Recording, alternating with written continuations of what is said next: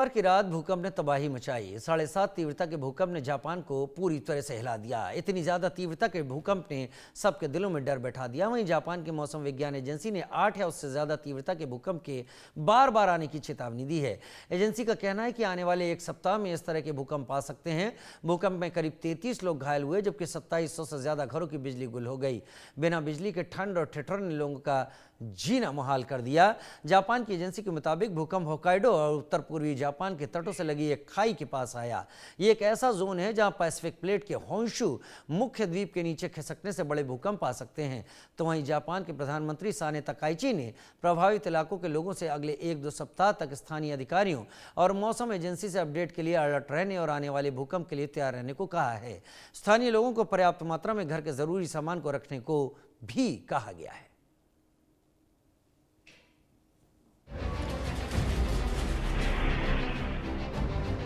सोमवार की रात एक बार फिर जापान की धरती हिल उठी। रूह कंपा देने वाला भूकंप ने जापान के लोगों की सांसें अटका दी। तीव्रता इतनी जबरदस्त कि हर किसी के होश फाख्ता हो गए। सुनामी की लहरों ने हर किसी के दिल में मौत की आहट ला दी।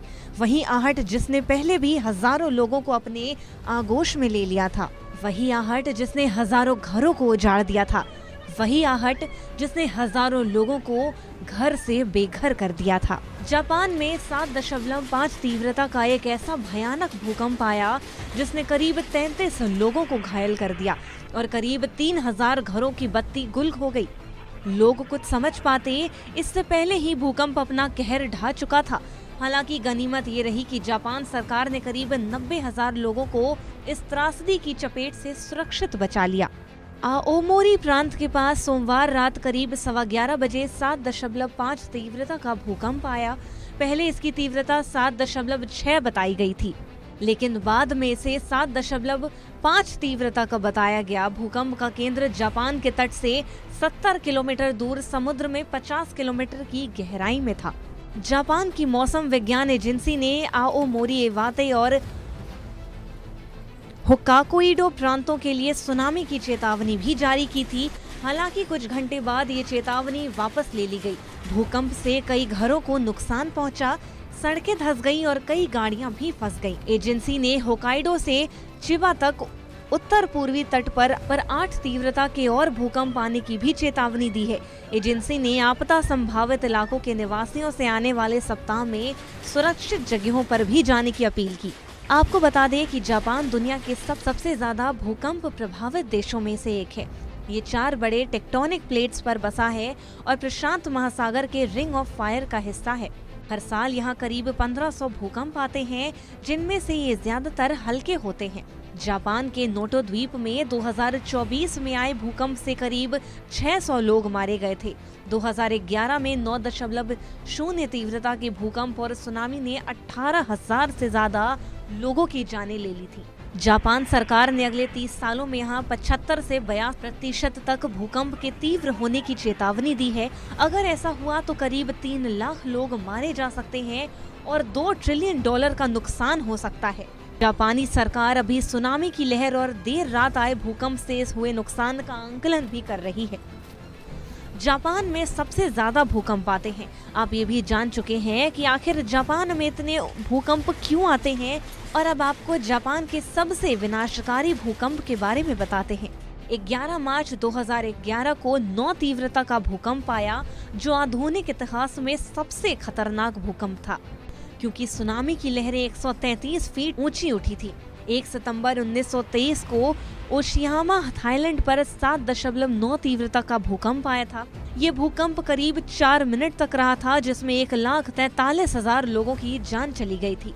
भयंकर विनाश के कारण इस दिन को जापान में डिजास्टर मैनेजमेंट डे घोषित किया गया। 15 जून 1896 को जापान में 7.2 तीव्रता का भूकंप आया, जिसका सबसे ज्यादा असर थोको प्रांत में हुआ था। उस वक्त सुनामी की लहरें करीब 125 फीट तक उठी थी। इस भयंकर भूकंप में 22,066 लोग मारे गए थे। 20 सितंबर 1998 को 8.6 तीव्रता का भूकंप आया था, जिसके कारण दैत्याकर कैटाफिश को बताया गया। भूकंप से करीब 31,000 लोगों की मौत हो गई थी। अब सवाल ये उठता है कि क्या 2026 में पूरी दुनिया खत्म होने वाली है, क्योंकि लगातार सुनामी और भूकंप से तबाही जारी है। प्राकृतिक संतुलन बिगड़ रहा है और धरती पर विनाशकालीनता जारी है। ये सवाल इसलिए भी है क्योंकि जापान के बाबा वेंगा ने जापान को लेकर भी की गई भविष्यवाणी को सच होते देख लोगों में एक बार फिर से डर का माहौल देखने को मिल रहा है। दोनों बाबा वेंगा ने अपने अपने प्रिडिक्शंस में जापान में भयानक आपदा आने की बात कही थी। जापान के बाबा वेंगा ने भूकंप से कई साल पहले की 2025 में विशाल लहरों की भविष्यवाणी भी कर दी थी। वहीं बुल्गारिया के बाबा वेंगा का दावा था कि साल 2025 के अंत में भयानक प्राकृतिक आपदा आने का अनुमान है। इससे तबाही मचेगी और श्रीलंका में आए दितवा तूफान और जापान के नॉर्थ ईस्ट में आए खतरनाक भूकंप को लेकर भी इस भविष्यवाणी से जोड़कर देख रहे हैं। Bureau report, India news.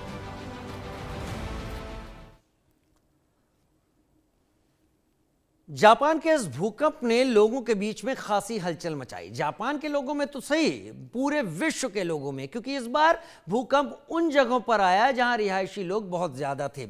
हमारे साथ हमारे खास मेहमान डॉक्टर विजय कुमार जोशी जुड़ रहे हैं, पूर्व डायरेक्टर भारतीय भूवैज्ञानिक सर्वेक्षण की तरफ से। विजय जोशी जी, बहुत स्वागत है समय निकालने के लिए और हमारे साथ जुड़ने के लिए आपका।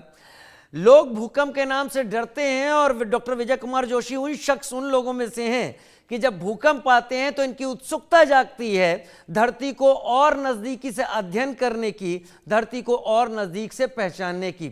सबसे पहला सवाल डॉक्टर विजय जोशी आपसे मैं यही पूछूंगा कि जापान में आया हुआ ये भूकंप, क्योशू, होक्काइडो, इसके पास जो एक खाई बताई जा रही है, वहां पर पैसिफिक प्लेट और जापान का जो हिस्सा है उसकी रगड़ के चलते आने का अंदेशा जताया जा रहा है। लेकिन 7.5 की तीव्रता का भूकंप और जापान की अथॉरिटीज का यह कहना कि हमें 8 के लिए तैयार रहना चाहिए अगले 1 हफ्तों में, क्या इशारा करता है? इस भूकंप को आप किस तरीके से एनालाइज करते हैं? देखिए, जैसे एक कार्डियोलॉजिस्ट के लिए ईसीजी इम्पोर्टेंट होता है, वैसे ही एक भूवैज्ञानिक के लिए ये भूकंप से बने हुए जो साइस्मोग्राफ होते हैं वो इम्पोर्टेंट होते हैं। इससे कार्डियोलॉजिस्ट बताता है कि इनको हार्ट अटैक आया है या और तगड़ा अटैक आ सकता है। कुछ कुछ उसी तरह से ये जो भूकंप जापान में अभी आया है और जो चर्चा हो रही है कि अगले हफ्ते तक और बड़ा भूकंप आएगा, पक्की तौर पर तो नहीं कह सकते, लेकिन कई बार ऐसा होता है कि प्री शॉक 4 शॉक्स आते हैं, फिर शॉक्स आते हैं भूकंप के, फिर आफ्टर शॉक्स भी आते हैं। ऐसा हमने चमोली, उत्तरकाशी अर्थक्वेक वगैरह में देखा है कि कई महीनों तक आफ्टर शॉक आते रहते हैं।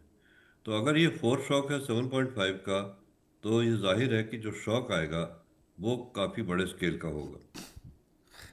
जापान की अनफॉर्चुनेटली लोकेशन ऐसी है कि 4 बड़ी टेक्टोनिक प्लेट्स के जंक्शन पर बसा है और जो पैसिफिक प्लेट है वो अंदर धंसी जा रही है और उसकी वजह से बहुत स्ट्रेस होते हैं, और जब भी स्ट्रेस रिलीज होते हैं तो ऐसे भूकंप आते हैं। और अगर आपने गौर किया हो खबरों पर, माना कि 2700 घरों की बत्ती गुल हुई, 33 लोग घायल हुए, लेकिन भाग्यवश, मैं यही कहूँगा भाग्यवश, वैसे तो दुर्भाग्य की बात है, मौतें नहीं हुई। तो क्योंकि उन्होंने अपने घरों को ऐसा डिज़ाइन किया है कि अर्थक्वेक रेजिस्टेंट है और भूकंप से टूट के गिरते नहीं हैं। भूकंप से कोई मरता नहीं है, जो भी मौत होती है वो भूकंप से घर में दबने से होती है, घरों में दबने से होती है। साथ ही खबरों में ये भी देखा कि 1 लाख से ज़्यादा लोगों को इवैक्यूएट कराया गया, अपने घरों से हटाया गया। तो ये बहुत बड़ी बात है, एकदम से भूकंप आते ही 1 लाख से अधिक लोगों को इवैक्यूएट कराना कोई मामूली बात नहीं है। तो इस तरह की प्रिपेयर्डनेस वहाँ पर है डिज़ास्टर की, कि काबिल तारीफ़ है। चाहे वो लोग काफ़ी मुसीबत में होंगे बेचारे इस समय, लेकिन फिर भी मैं यही कहूँगा अंग्रेजी में जिसको कहते हैं हैट्स ऑफ टू देम। हमें ज़रूरत है इस तरह के भूकंपों के लिए तैयार रहने की अपने देश में भी। मैं मानता हूँ कि अपने देश में इतने अधिक भूकंप, इतने मात्रा में भूकंप शायद ना आए, क्योंकि जापान के मुकाबले में हमारी प्लेट्स की स्थिति थोड़ा भिन्न है, लेकिन फिर भी डिज़ास्टर तो डिज़ास्टर है। और भूकंप एक ऐसा डिज़ास्टर है जो बता के नहीं आता, कब आएगा कहाँ आएगा मालूम नहीं। और अभी आपने रिसेंटली पढ़ा होगा कि जो हमारा अर्थक्वेक जोनेशन मैप है भारत का, वो अपग्रेड किया गया है। तो उत्तराखंड के बहुत बड़े हिस्से जो हैं सारे ही उत्तराखंड जो है वो, उत्तराखंड के सारे ही हिमालय जो है वो जोन 6 में आ गया है। यानी कि अगर भूकंप आया तो बहुत ज़बरदस्त तबाही होगी। तो जापान से हमको लेसन नसीहत लेनी चाहिए कि ऐसे भयंकर भूकंपों के लिए भी वो तैयार है। तो क्या हम ऐसे या इससे थोड़े कम भूकंप जो कि बहुत डैमेज कर सकते हैं, क्या हम उनके लिए तैयार हैं कि नहीं, ये सोचने की बात है। वाकई आप कह रहे हैं हम इसके लिए तैयार हैं कि नहीं तैयार हैं। डॉक्टर विजय, मैं तो बार बार, क्योंकि आपसे चर्चा करके मुझे अर्थक्वेक को लेकर कई डर भी दूर होते हैं, लेकिन मैं आपको वहीं ले जाना चाहूँगा। हमारे बहुत दर्शक रिंग ऑफ फायर के बारे में उतना नहीं समझते हैं, लेकिन हम अपने दर्शकों को बता दें कि रिंग ऑफ फायर वो इलाका है पैसिफिक ओशियन या जापान से लगा हुआ, जो कि एक तरीके से आप समझ लीजिए इंडोनेशिया, ये जापान का हिस्सा, ये सारा फिलीपींस, और फिर आगे बढ़ते हुए रूस का कामचटका, और इधर दूसरी तरफ अलास्का पड़ जाता है अमेरिका का, फिर ये नीचे फिर घूमकर वो आता है ऑस्ट्रेलिया के आगे से निकलता है पूरा एरिया। ये पूरा एरिया इतना वोलेटाइल हो चुका है। क्या डॉक्टर विजय कुमार जोशी 1.5 महीने पहले ही कामचटका में 8 से ऊपर के भूकंप आ चुके हैं, मैग्नीट्यूड से ज़्यादा के। अभी परसों अलास्का में 7 का एक भूकंप आया है, उससे 5 दिन पहले चीन में 6 का भूकंप आया है, भारत में 4.2, 4.35 तक के भूकंप आ रहे हैं। लेकिन ज़्यादातर ये इलाका, क्या ये बहुत ज़्यादा इस वक्त वोलेटाइल हो चुका है? क्या वाकई मेटल में अंदर अर्थ के क्रस्ट में कुछ बड़ी एक्टिविटी हो रही है? देखिए, ऐसा है कि अर्थ के क्रस्ट में तो एक्टिविटी हो रही है, इसमें कोई शक नहीं है। और एग्जैक्टली क्या हो रही है, कितनी हो रही है, इसके बारे में तो जो इस समय एक्टिव भौतिकीविद हैं, यानी कि जो जियोफिजिसिस्ट हैं, जो अर्थक्वेक पर काम कर रहे हैं, एग्जैक्ट इन्फॉर्मेशन तो वो दे सकते हैं। लेकिन मैं ये बता सकता हूँ आपको कि ऐसा पहले भी होता था और होता रहेगा। लेकिन इस समय जो रिंग ऑफ फायर है वहाँ पर डबल वो है, एक तरफ से भूकंप है, एक तरफ से वोल्केनो है। वोल्केनो फटता है, भूकंप आता है। भूकंप आते हैं, अगर सी में आए, जैसे कि अभी जापान में ये वाला भूकंप आया या इसके पहले वाला भी आया, तो सुनामी आती है। सुनामी आती है तो फिर उसका डबल नुकसान, क्योंकि भूकंप से नुकसान एक तरफ से हो रहा है, तो सुनामी की लहरों से अलग कोस्टल एरियाज में बहुत जी। तबाही मचती है। तो हमने, जैसे आपने देखा होगा 2005 में सुनामी जब आई थी, तो किस तरह से ये जो कोस्टल इलाका है हमारा चेन्नई का, तबाही मची थी वहाँ पर। एक जगह तो जहाँ पर ये क्या कहते हैं, हमारा विवेकानंद रॉक है, जी। स्मारक, वहाँ पर समुद्र पूरा हट गया कुछ देर पहले, सुनामी आने के कुछ देर पहले। पूरा समुद्र का तल दिखाई देने लगा। मेरे पास उसकी फोटो है। और उसके बाद वो सुनामी आई और सारा हिस्सा फिर से डूब गया। तो काफ़ी देख विदारक दृश्य होता है, मतलब काफ़ी डरावना दृश्य होता है जब ऐसा होता है। और अगर वहाँ पर कोई लोग